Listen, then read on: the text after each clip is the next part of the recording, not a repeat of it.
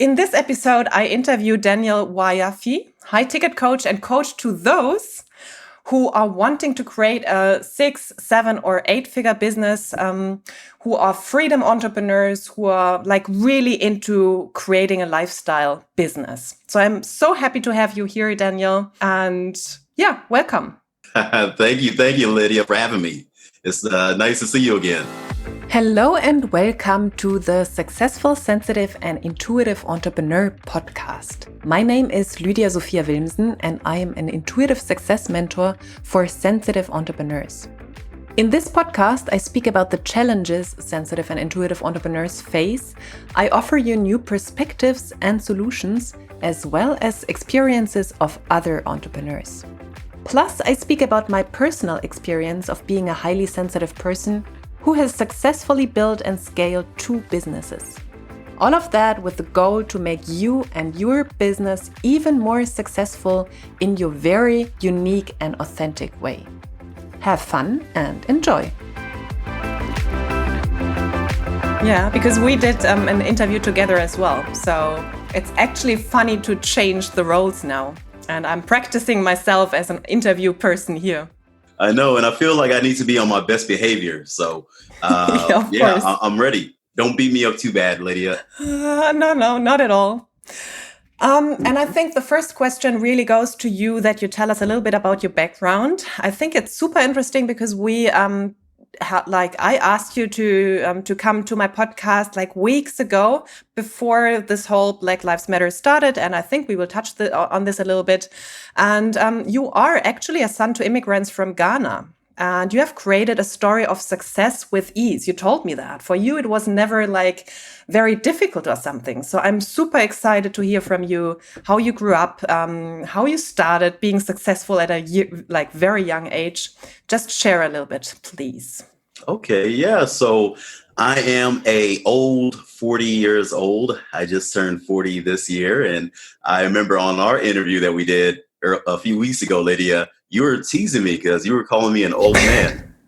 Oh gosh, did I say that? Oh no. But I took it in stride. But you cleaned it up. You were like, well, Daniel, you don't look as young. You don't look as old as you really are. Yeah, okay, I remember. Oh my goodness. And then we said, I'm actually not really so much younger than you are. And then it was like, let's skip this age thing because I can't get out of this now. I know. Age ain't nothing but a number, So, but yeah, I mean, basically my story summarized is I was born to Ghanaian immigrants, and they immigrated here in the late 70s. And I was born in Washington, D.C. in the U.S. And I went to college and I did the college thing. I sought education in order to expand my career. And I did stupid things as a young man, and I ended up getting into bankruptcy, and I ended up doing stupid things like many of us do, right? And at which age? At first or the bankruptcy? I would say I was doing my dumb things probably when I moved out of the house at 19 to about 21, 22. And I racked up a ton of debt. And I wasn't going to my college classes because I was always partying. And so I wound up having to declare bankruptcy. And then at that point, that was a very, very embarrassing part of my life. My dad made me feel like I was total crap. Okay. Oh, my goodness. And so what I did, Lydia, was I tried to reinvent myself. So I did a lot of reading. I did a lot of searching. Soul searching to find out who I was.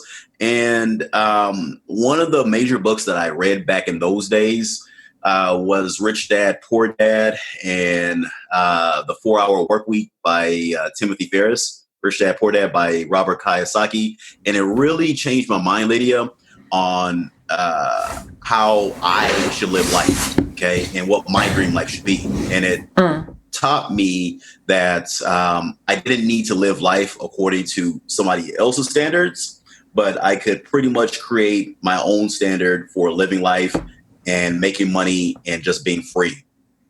Yeah. And so I love that. Yeah. And so continuing on, what I decided, Lydia, was that I decided I didn't want to work for anybody. Okay. Because I thought, okay, well, that's stupid. All right. Now, again, I'm not saying that working for people are stupid because, in my businesses, I need people that want to work for me, obviously, as you as well, most likely. Yeah. And so, but back then I just said, for me, I don't want to do work for somebody. And so I created internet businesses because I was very, very proficient with web design. I knew programming languages and web design from an early age. And so, and I got started on eBay selling things. And then that progressed to me creating my first big success. I created a website, which back in those days, it sold memberships for people that they could come to my website, pay for $13.95 USD a month, and then get access to watch movies and TV shows all across the world. Okay, now, like Netflix. Yeah, like Netflix, right?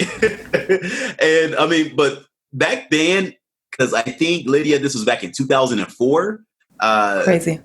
Nobody really had access to that technology, and so I got to a point where I was doing about $10,000 to $20,000 a month, which was, pretty big time for me because back then I was only 23, 24 years old. And then from there, I got into affiliate marketing where I was pushing ringtones. I was doing payday loan offers. I was doing dating offers. And I was just pretty much doing anything that I could do. Anything. Yeah, anything. Yeah.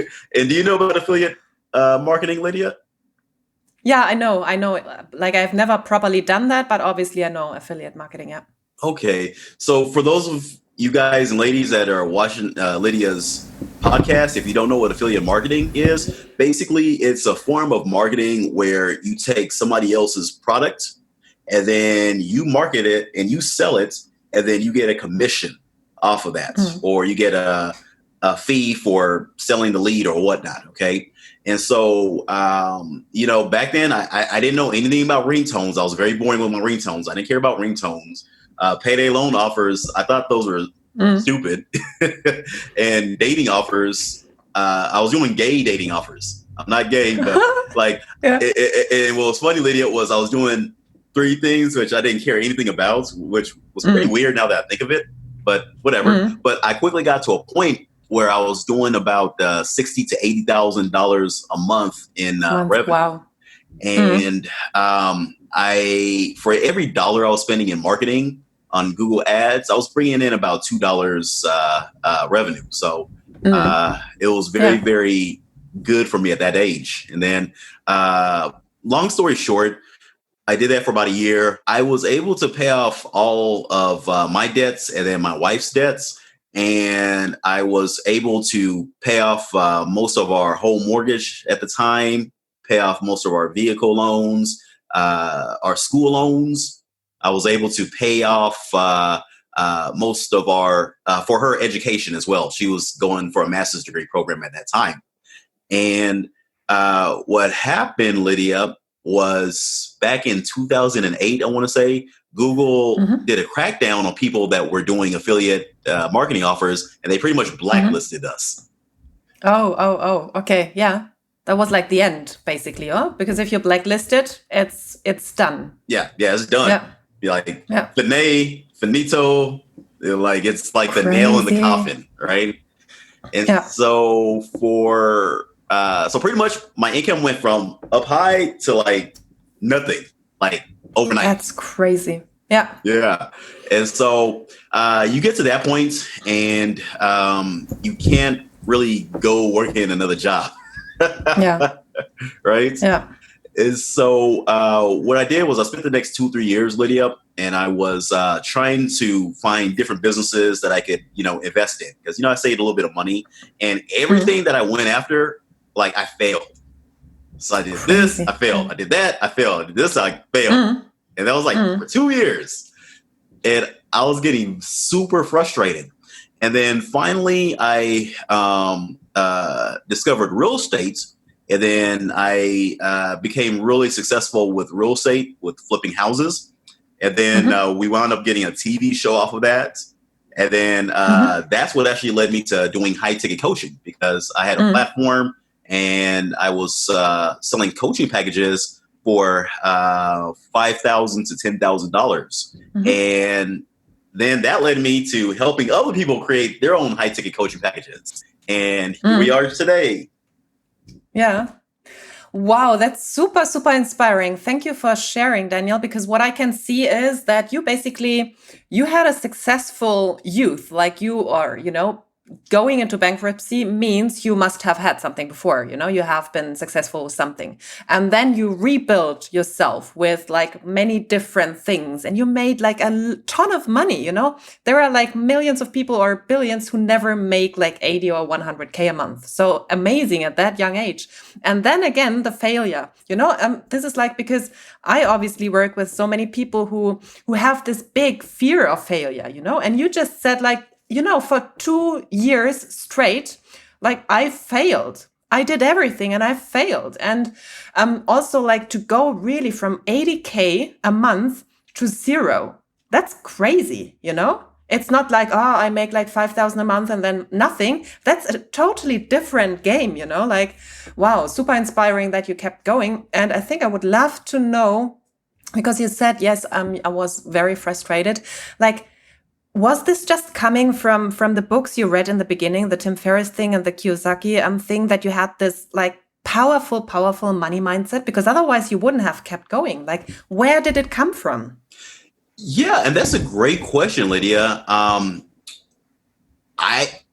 You hit the nail on the head when you're talking about the people that you work with, how they have a big, huge fear of failure, because people do have a big, huge fear of failure. And I believe that for any successful man or woman to have the highest success that they want to have in life, they cannot fear failure. They need to look at you going through failure, not as a failure or not as a loss, but as you coming one step closer to your big win, or you coming one step closer to your big victory, right? Yeah. And so anybody that was successful, be it Thomas Edison trying to invent the light bulb, he invented 10,000 ways to not light up a light bulb, but he never stopped. Okay. Yeah. If you look at everybody, they kept moving forward. And so my mindset and reading those books, that really, really helped. And then surrounding myself with people that were more higher echelon than I was, that really helped with my mindset. And I believe that as entrepreneurs, we all need to surround ourselves with people that are at our level. They're growing, they're higher than us, because we are the average of the 5 closest people that we hang around. And that's very, very, very important, to have a strong mindset and not fear failure. Yeah. I love that. And also with the 5 people to hang around with. And I think it's important to really choose people with a big mindset. So it can be, but not only about how much money they make. It is more about where they are going. You can surround yourself with people who just out of luck make 20K a month, 40K a month, whatever. But they actually don't have that mindset. So they will probably go down. And it's rather to surround yourself with people where you can feel they are like yearning for more, and they want to do whatever it takes to get there. Because sometimes it's too easy. Like, it's too easy, I think, how people say that, just surround yourself with like the 5 richest people you have or something like that. No, I would, as you said, it's about like a strong mindset and inspiration now, I guess, as well, right? Like inspiring people. Yeah, it is. It is. Because they do need to be well-rounded, so it can't just be one component where, they're rich people or wealthy people, but they get their wealth by being assholes or stepping on people or crushing people. You want to surround yourself with people that are making money, encompass with, they do have a good nature. They are at the spiritual point that you want to be at. They have good relationships with their family, and they're just good moral people, Yeah. So it has to be a good mixture, in my opinion. Yeah. No, I love that. And because you said you went into high ticket coaching, I think that's super, super interesting because obviously I do teach my clients, or we talk a lot about money mindset, and I would love to get all your input. So just get started about like, perhaps first, what is the biggest issue for people or the biggest fears when they come to you about charging high prices? I think it's around 5, 10, 20K, something like that. What's the biggest issue for people? And that's a great question. A lot of it goes back to what you said earlier, Lydia, which is fear. Okay. I Mm-hmm. look at fear as an acronym for false evidence appearing real. Okay. Yeah. It's not the reality, it's false. Okay. It's false. Okay. And Yeah. so the biggest issue with people in charging high ticket is they have imposter syndrome. Okay. Imposter Mm-hmm. syndrome, basically, in a nutshell, means that they feel like they're not at a point or a level to push or sell or present their offer to the marketplace because they feel like they're being an imposter. Okay. And what Okay. most people don't realize is that we all have expertise, we all have talents, we all have something that's big and huge within us that is valuable to somebody else. Okay. And the thing is, you don't necessarily have to be the best in the world at what it is that you do, whether it's you help people in their relationships or their marriage or their health or their mindset or their businesses, their money, their wealth, whatever big, huge life or business problem they have. You just need to be better than 75 to 80% of the people that you're helping. Okay. And in many cases, you just need to be 2 or 3 steps ahead of the people that come to you for coaching. Okay. And also, number two, what I find with people, why they're fearful of charging high ticket prices is because they're not comfortable with high ticket prices, right? And so because they've never sold anything for, over $1,000 or $5,000, they're like, oh my God, people don't have money. Oh my God, why would somebody pay me this for my coaching?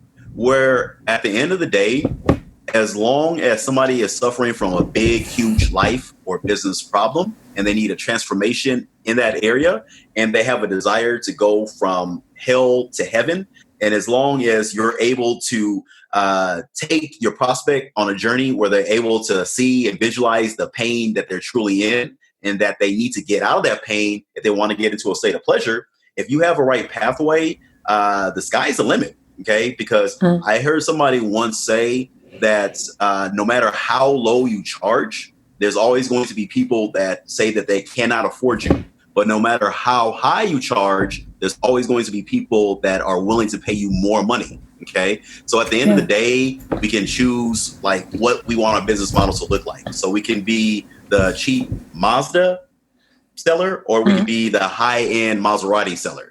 We can sell Ferraris or we can sell Fords. And in my opinion, I want to sell Ferraris and Maseratis. Yeah. European I'm there with you. Yeah. Okay. So the fear, like the imposter syndrome, and why should they pay me? And kind of like, I've never sold something at that price point. Yeah, like obviously what you said now, what else, like how do you help them to overcome that fear? Is it more through explaining that to them, or do you have any other kind of techniques, or what do you do with them so that they really own the high ticket price? Because it's easy. Like for me in the beginning, I said I want to charge 50K, I never did that. However, I charge 20K now and I have people paying that for my service.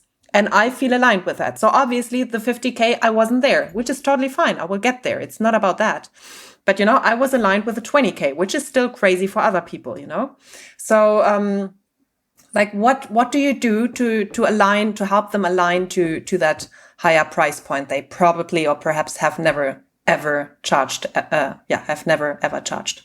Yeah. So what I do initially is when I'm dealing with a high ticket students, one of the number one things that I do is if they don't have the vision to make at least $20,000 USD a month, I tell them I can't work with you.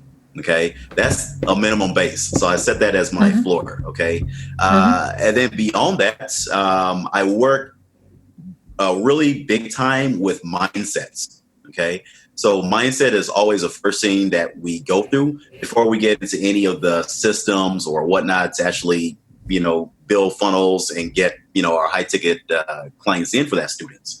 And mindset means that a person needs to change their mindset from having an employee mindset to having like a boss mindset. You got to have a boss mentality, like I run things, right?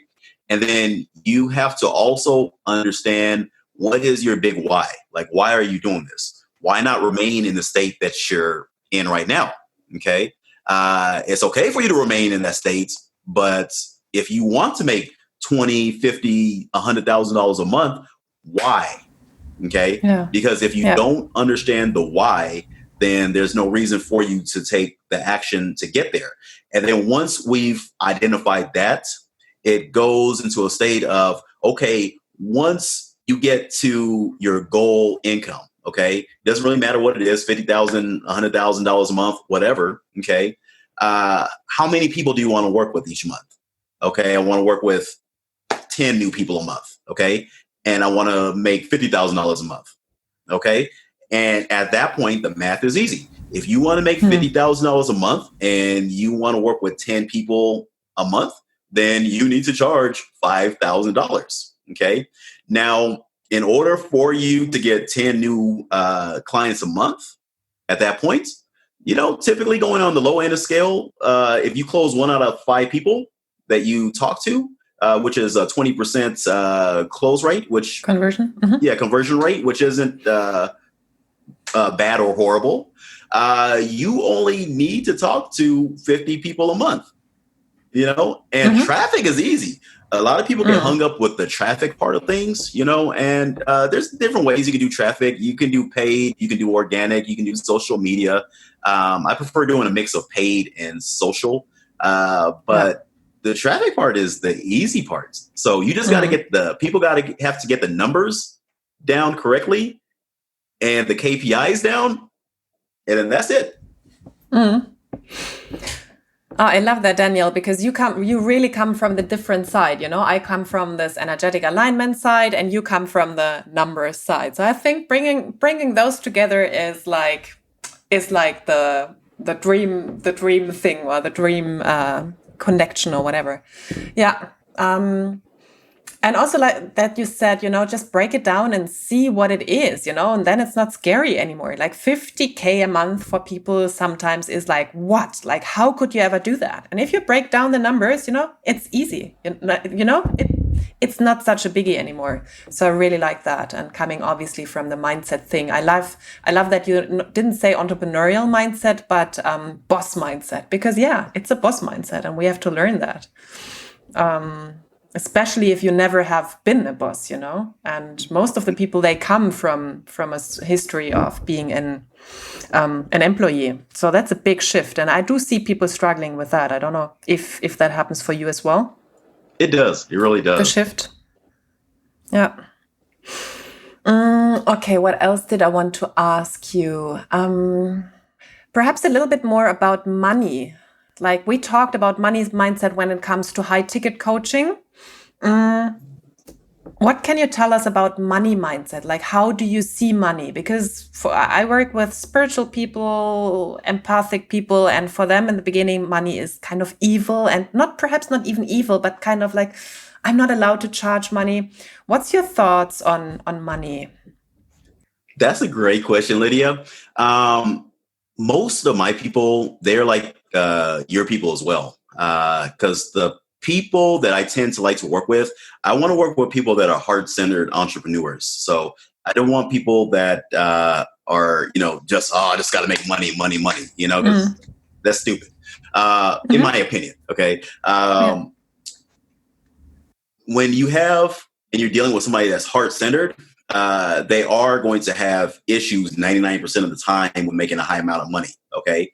And a lot of them go through the mindset belief that money is evil, and you'll hear a lot of people say that money is the root of all evil.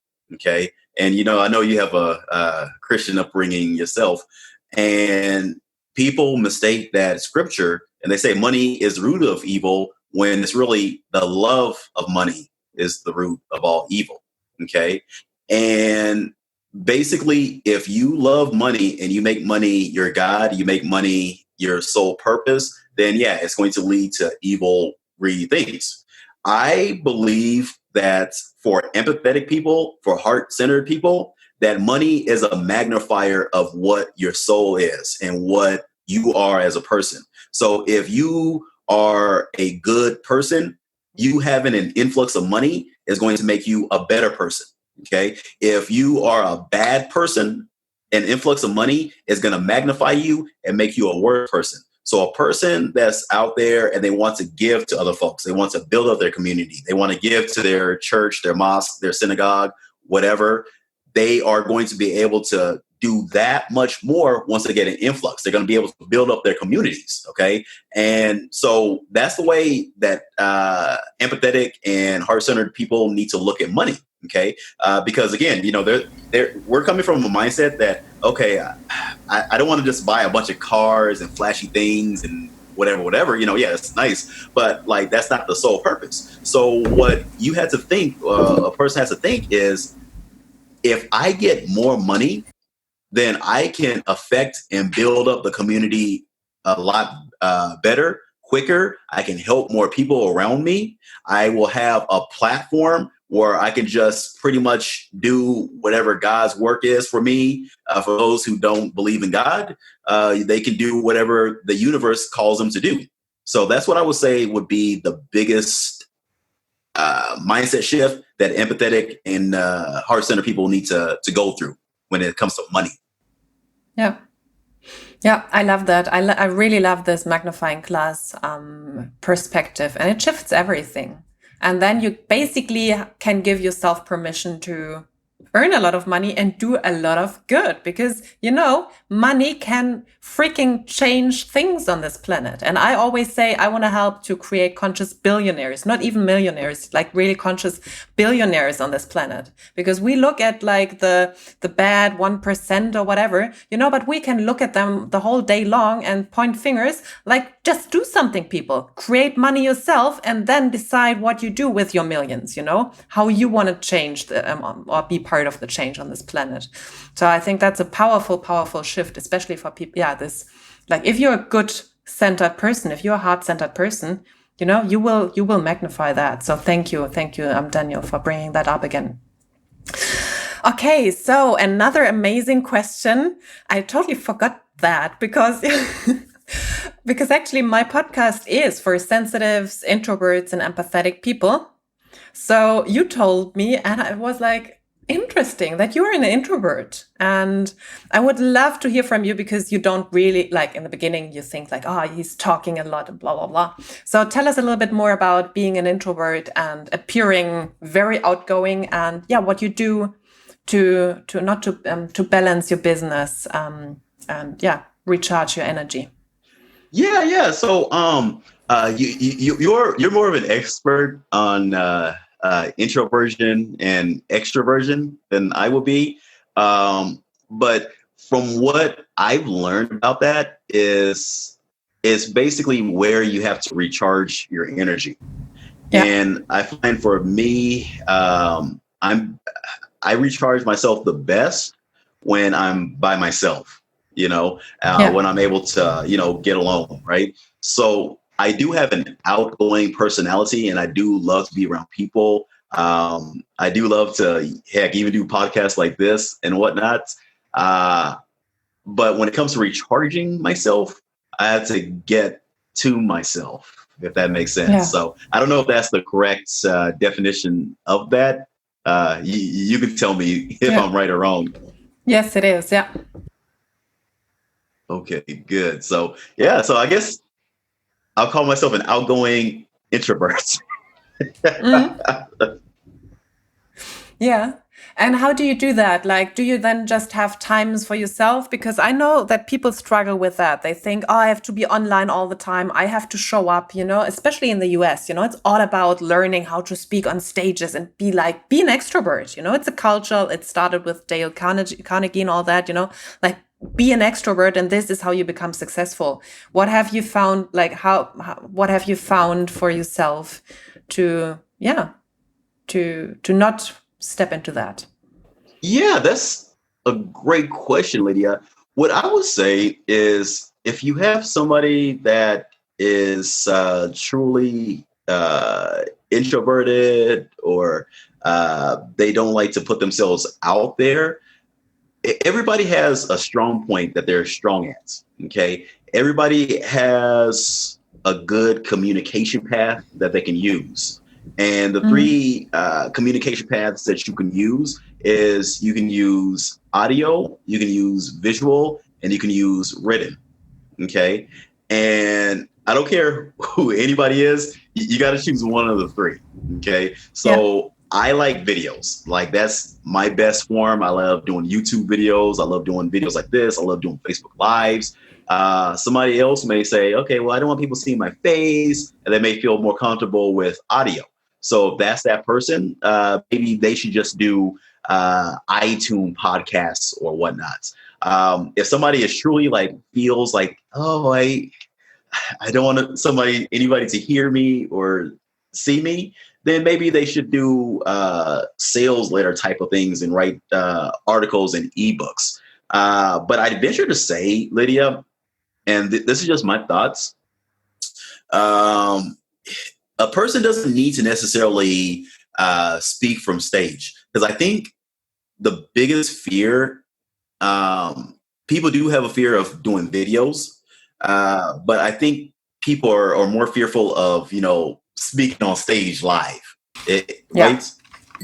For sure. So what I will say to those people is just challenge yourself to do videos, because you don't need to ever talk from stage. Okay. But when you're talking about something that that you love and that you're an expert in, a lot of times that energy and that excitement comes out in it, no matter how much you may think that you suck at talking, if that makes sense. Yeah, totally makes sense to follow the path of passion. And I actually heard this from other introverts before, that they actually do love to even go on stages or doing videos because of the passion for the topic, but they don't love the mingling afterwards. Then they want to go back to their hotel room or back to their room and just, be with themselves. But talking about their passion, they are very passionate about that. So a good one. Yeah. And that's a good point you bring up. I would say for those people that go out, talk about your passion. Right. And just, you're going to be on fire. People will be like, oh, my God, you are so awesome. Right. And then, obviously, you don't want to just run out to your room right after the stage, but give yourself perhaps 10 minutes, to mingle with people. Right. Yeah. And then give them your information, tell them, hey, text me, call me, and we can do business, because I'm willing to bet that if somebody's willing to give you $20,000, all of a sudden you're going to be excited to talk to them. Yeah, for sure. You would take just a longer nap afterwards, but you're totally fine with talking with them for an hour or more than normal. Yeah. You can have my whole day for that. I cleared out my schedule. Oh my goodness. Yeah, really a lot of good points. And I think I have only two things left to ask. Obviously, I mentioned that in the beginning, Daniel. I would love to hear your thoughts on the Black Lives Matter, because you told me when we first talked, you never had this feeling of being like super oppressed. But I guess that happens to every person, not every person, but in that case, every Black person.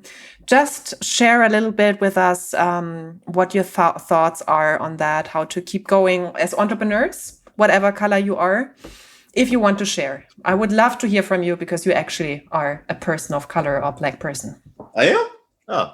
All right. So I thought. I'm just teasing you, but no, I mean, and as we record this, it's 2020, and so we've been through coronavirus, and we've been through George Floyd being murdered, and it's brought into light racism, not just in the U.S. but all across the world. And there's people rioting not just in the U.S. but in all European countries and everywhere, from what I've been seeing in the news. And the thing that I would say to everybody is to walk in love, okay? And to look within yourself and see how you can make yourself better to your brother and your sister. So we can't live this life where we're being selfish and we don't understand what the other person is thinking, okay? We have to be able to identify our thoughts and our emotions and say, okay, well, perhaps these are the thoughts that I'm thinking, and this is the mindset I have towards maybe a person of a different color, or a person of a different faith than me, or a person of a different sexual orientation, right?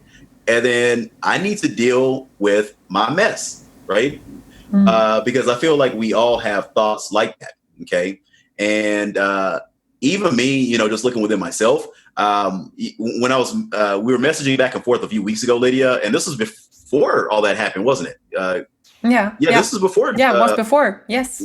Which is crazy, And, you asked me that question. I was like, well, I never really felt overt racism. Okay. Not to say I'd never felt racism. I have, but it wasn't like overt where I was like, this is stupid. Right. And so I was talking with my wife the other day, and, when I think about it, a lot of times if I'm walking, or if I'm going somewhere, if I'm in a store, or let's say, I see, a woman that looks like you in a parking lot, I'm going to watch my approach, because I'm not going to get too close to you or do anything, because I'm thinking in my head, okay, well, she's thinking I'm going to assault her or rape her or harass her or do whatever, And if I'm at a store, I have to present myself in a certain way. If I'm out there on the streets, I have to dress a certain way as well. And this is things I didn't really think about until this happened a few weeks ago. And so we just need to identify our thoughts. And, if we hold hatred towards a person because they're different than us, then we need to deal with that emotion. And at the end of the day, we need to walk in love. And love does cover a multitude of sins, I believe. Yeah. Oh, I love that, Daniel. Thank you very much for your thoughts on that. And whenever we meet in person, I do want you to approach me, and I want to give you a big hug. So please, never. No, a virtual hug. I'll make sure I wear my mask so I don't give you corona. Yeah. I know you're teasing me because you saw that I went for my corona testing, and you're like, "Are you okay, Daniel?" So I'll make sure I give you a hug, and I'll hold my head away so I don't breathe. Yeah. No corona. Yeah. Oh my goodness. This year is crazy.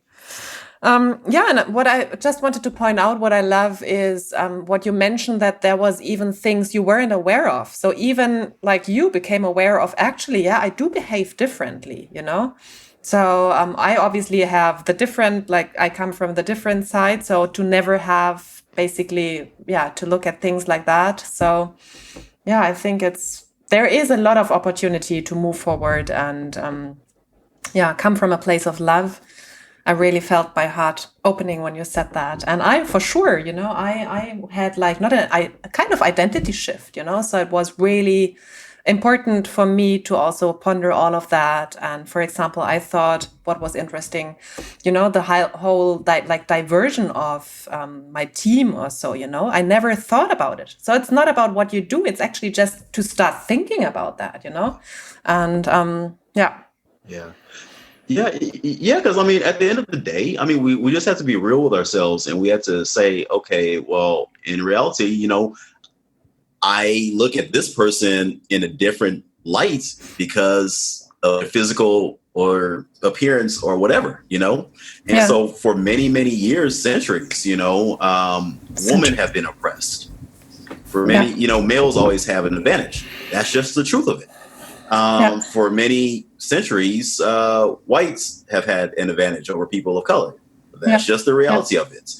For many centuries, if you were gay or bisexual or whatever, you were at a disadvantage. If you were overweight, you're at a disadvantage. If maybe you're Jewish, a lot of times people would look down on them. And we need to start, checking ourselves and, making sure that we're not treating people different. And if somebody is in that minority, that we understand where they're coming from, because it's easy for somebody that's, let's say, white to say, okay, well, it's not that bad because they're not going through those issues, It's easy for me as a male to say, well, women aren't going through that because I'm not a woman, But we have to understand that it's out there. There's sexism, racism, classism. It's all out there, and we have to understand that. And I think it's a beautiful part we can play through entrepreneurship in entrepreneurship as leaders, to start shifting our perspective, like starting with ourselves. But obviously, like you give your thoughts and your opinions and your perspectives to your clients and to the people you work with, and the same do I. So there actually is tremendous power, We do have leadership if we want that or not, So yeah, thank you for your thoughts on that. Super, super enlightening. And thank you for answering. Oh, thank you. That was a great question. Yeah. And I mean, it's just crazy how that all worked out, so I'm glad we had this talk later versus a few weeks ago. Yeah, for sure. Really. I think we have postponed this talk you only once and I 3 times for 4 weeks now. Oh my goodness. I know. I was like, Lydia don't want to talk to me. Yeah, there is something going on. No, not at all. I was so excited about this interview because you're really inspiring with the work you do. And I think perhaps just to end this interview, we have a good time now, like a time we spoke already. Any last tips and thoughts you want to share with the audience? Yes. For those of you who are intuitive, you are introverted, and you're an entrepreneur, okay? You need to grab the bull by the horns and live your life the way that you want to live, okay? Dream big, shoot for the stars. Understand that as you increase your earnings and the amount of revenue that you're bringing into your business, you're not just helping yourself, you're helping others as a byproduct of you helping and transforming the world. Because your gift, your excellence, your talents are needed in this world in order to make it a better place. Okay. And you, as a byproduct of you putting your ministry out there, your service out there, you as a byproduct of that are going to be handsomely compensated for that. Okay. And so get out there, get proper systems. You need to get with Lydia. Lydia is a beautiful lady. She is an intelligent person. She is a good friend. She has great vibes. Otherwise, you probably wouldn't be listening to this. Okay. Get with somebody that's a coach that's been there and done that and can take you down the path of excellence. Okay. You investing in coaching isn't an expense, but it's an investment in yourself so that you can live a life that other people can only dream about. So don't just let your dreams be dreams. Put some reality behind your dreams and live it out.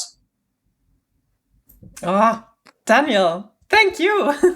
Beautiful, beautiful words. And obviously, I will put your links in the show notes so everyone can find website, Facebook, and offers, etc. from Daniel in the show notes.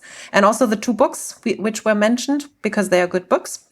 I will also put them in the show notes. And now I can only say it was very much fun, Daniel. As you said in the beginning, let's make this fun. And your wisdom, your knowledge is amazing. So thank you for being my guest today. Thank you. And I'll be the same. Did I say that Auf correctly? Wiedersehen. Yeah, like a proper German person. Yes. Wow. I've been practicing. What? I've been practicing. You've been practicing, yeah. Well done. All the German listeners will perfectly understand you. Thank you, Daniel. Until the next time. All right. Thank you.